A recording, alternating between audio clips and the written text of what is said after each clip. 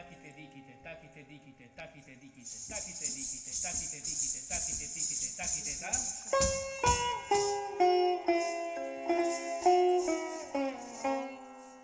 Per la prima volta oggi a Valdobbiadene abbiamo superato il limite, c'è stato qualcosa di giovane, di stimolante, di nuovo, ma soprattutto di interculturale, dove abbiamo unito le menti, i cuori e le culture.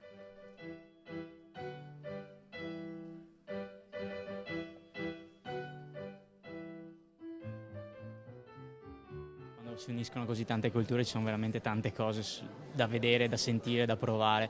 Quindi io sono contentissimo della serata, io spero che questo progetto sia l'inizio di un'altra serie cioè sia l'inizio di qualcosa, anzi come Terra Mia, come Buian personalmente io darò il mio contributo sicuramente ai prossimi eventi che organizzerete, quindi do la mia completa disponibilità e sono felicissimo di quello che è stata questa serata.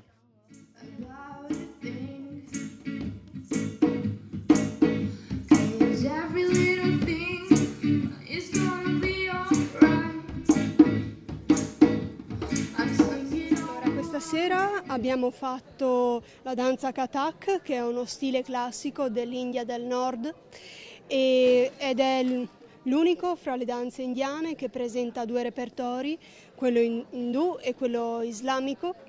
E stasera siamo partiti con un'invocazione a quelle che sono le tre divinità principali dell'induismo, Brahma, Vishnu e Shiva. E quindi abbiamo fatto una Guru Vandanam, una Vandanam è appunto una preghiera, per passare poi a una coreografia dedicata a Shiva, che è una delle divinità più importanti dell'induismo.